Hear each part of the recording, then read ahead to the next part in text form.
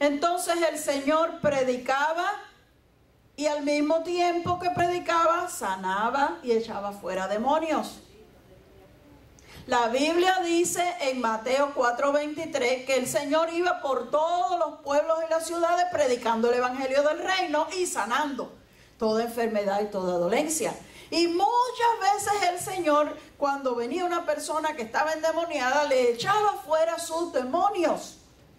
Y la gente se admiraba, la gente se quedaba sorprendido porque veían el poder que el Señor tenía. Así que nosotros vamos a darnos cuenta que una de las características de este reino de los cielos, que no es de este mundo, es un reino sobrenatural. Es un reino que hace cosas que los humanos no pueden hacer, porque como es el reino de Dios, Él puede hacer milagros y sanidades y echar fuera a los demonios. La gente sabía que el Señor tenía que venir de Dios porque veían las obras milagrosas. Uno de ellos que lo declaró claramente fue Nicodemo. Nicodemo era fariseo. Los fariseos eran los que estaban instruidos en la palabra de Dios, que hasta ese tiempo no estaba completa porque no existía el Nuevo Testamento, todavía no se había escrito. La palabra de Dios que ellos conocían era la ley de Moisés y los escritos de los profetas del Antiguo Testamento. Estos fariseos estudiaban esa parte de la palabra de Dios que era la que existía en ese tiempo y la enseñaban. Pero cuando apareció Jesús y empezó con su predicación, los fariseos se pusieron en contra del Señor. Fíjense qué cosa más extraña. La gente que conocía la palabra se puso en contra de Jesús. Porque Jesús vino predicando un evangelio de arrepentimiento para salvación. Eso no era lo que ellos esperaban del Mesías. Ellos querían que el Mesías fuera un rey y viniera a tumbar el gobierno romano. Eso era lo que ellos más querían de todo. Y la gente lo seguía, la gente se admiraba y decían, este tiene que ser el ungido de Dios. Y los fariseos decían, esto me suena extraño. Esto no parece lo que nosotros esperamos que sea el ungido de Dios. Sin embargo, Nicodemo, observando esas señales y esos milagros y esas sanidades que el Señor hacía, vino a hablar con Jesús. Y su saludo le dice de esta manera, Maestro, nosotros sabemos que tú has venido de Dios, porque nadie puede hacer las obras que tú haces si Dios no estuviera con él. ¿Cuál es la evidencia de que él estaba obrando de parte de Dios? Las señales y los milagros que él hacía. Por eso era que la gente lo admiraba, porque veían algo que nadie humanamente podía hacer, pero Jesús sí lo hacía.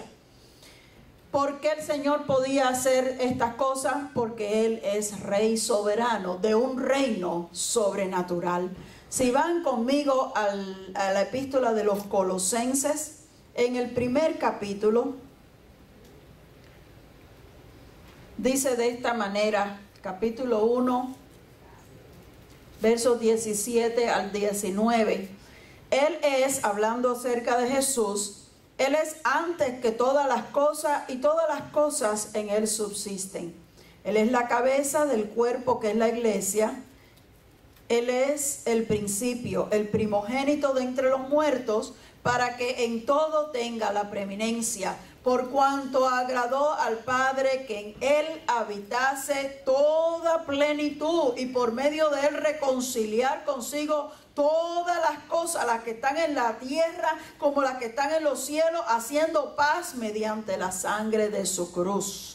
Lo que yo quisiera recalcar más de todas estas cosas hermosas es el 19, que dice que le agradó al Padre que en Él, que en Jesús habitase toda la plenitud. En otras palabras, Dios le dio a Jesús toda la plenitud, todo lo que es característico de Dios. Por eso el Señor, aunque había tomado forma humana, aunque la gente lo miraba como si Él fuera un hombre igual que los demás, Él no era un hombre igual que los demás. Él era un hombre sobrenatural. Él era un hombre lleno de toda la plenitud de Dios. Él era un hombre con toda la autoridad y todo el poder de Dios en Él. pero con la apariencia humana, con la apariencia sencilla, porque quiso hacerlo de esa forma. Si nos vamos al libro de los Efesios, también en el capítulo 1, nosotros vemos verso 22 de Efesios capítulo 1. Dice que Dios sometió todas las cosas debajo de sus pies. Y termina el verso diciendo, y lo dio por cabeza sobre todas las cosas de la iglesia. Ahora fíjense ustedes, Dios tiene una misión, un propósito especial. ¿Para qué vino Jesús a este mundo? Él venía a salvarnos, ¿verdad? Él venía para que nosotros pudiéramos tener salvación. Pero Él venía a establecer el reinado de Dios en nuestras vidas y en nuestros corazones. Él quería que Dios fuera conocido. Y Él iba a vivir poco tiempo en la tierra. Él estaba levantando un grupo de discípulos que luego llevaran el evangelio y predicaran lo que Él les había enseñado, y pudiera el reino de Dios seguirse extendiendo en toda la tierra a través de todas las edades. Por eso Dios lo puso como cabeza de la iglesia. Porque el Señor estaba limitado por un cuerpo humano a vivir una cierta cantidad de años y luego morir, ser resucitado y ascender a los cielos. Alguien tenía que continuar. ¿Quién va a continuar la obra de Cristo? Una vez Dios hablando le revela al profeta Isaías y le hace esa pregunta: ¿quién irá? ¿A quién yo enviaré? En el mundo hay tanta gente que no conoce el evangelio de poder que nosotros conocemos. Y el Señor está pidiendo de nosotros, de la iglesia, que nosotros seamos las personas que vamos a llevar el evangelio del reino a todo el mundo. Entonces Cristo, Dios lo pone de cabeza de la iglesia para que Él sea el que motiva y el que impulsa a la gente para hacer su obra. Gloria a Jesús para siempre. Entonces, cuando el Señor comisiona a los discípulos para que ellos comiencen a predicar, ya cuando Él va a ascender a los cielos, en el libro de Marcos, Evangelio de Marcos, capítulo 16, el verso 16 dice: y estas señales seguirán a los que creen. ¿Cuál es la primera señal? Son varias las que Él menciona, pero la primerita: en mi nombre echarán fuera demonios. La comisión comienza con la predicación. Ir por todo el mundo y predicar del evangelio a toda criatura. Eso es lo primero, tú tienes que predicar. Pero después que has predicado, dice: y estas señales seguirán. ¿Qué son señales? Señales son obras milagrosas. Las señales siguen a la predicación del evangelio. Uno no tiene que estar buscando las señales. Las señales siguen a la predicación. Cuando tú predicas el evangelio, Dios se manifiesta. Dios obra y Dios hace milagros. Y de todos los milagros que el Señor hace, el primero que Él da como señal a sus discípulos es que en mi nombre echarán fuera demonios. Luego sigue diciendo: hablarán nuevas lenguas, y sobre los enfermos pondrán sus manos y sanarán. Y aún dice: y si comieren cosa mortífera no les hará daño. Son muchas las señales que el Señor está diciendo que seguirán a la predicación. Pero ¿por qué de todas puso la primera, que echarán fuera demonios? La razón es sencilla: el mundo entero está bajo el control del diablo. Y para que las almas sean salvas, todo el que habla del evangelio tiene que poder echar fuera el demonio, porque la Biblia dice que el diablo ciega el entendimiento de los incrédulos para que no les resplandezca la luz del evangelio. Quiere decir que si tú estás hablando con una persona en el nivel natural, no va a entender. Y tú le estás diciendo: mira, ¿por qué tú no vienes a la iglesia? A ti te hace falta, el Señor te puede ayudar, Dios te puede cambiar. Y él te dice: no, yo no tengo tiempo de ir a la iglesia.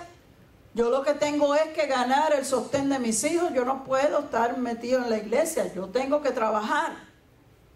Por la lógica humana no entiende. Y tú le explicas: pero mira, es que tú tienes un alma, es que tú tienes que tener en mente que un día tú te vas a morir y a dónde tú vas a pasar la eternidad. Y te dice: mira, yo no puedo estar pensando en esas cosas, yo tengo que pensar ahora. porque su mente está cegada. La Biblia dice que el diablo ha puesto como una venda, ha cegado el entendimiento y el incrédulo no lo puede entender. Entonces el que predique el evangelio tiene que saber orar, tiene que saber reprender, tiene que echar fuera esos demonios para que la persona pueda entender. Eso es lo primerito de todo. Ahora, además de eso, hay personas que están atadas por el enemigo. Atado quiere decir amarrado, ¿verdad? Como se amarra a una persona, esa persona no puede caminar.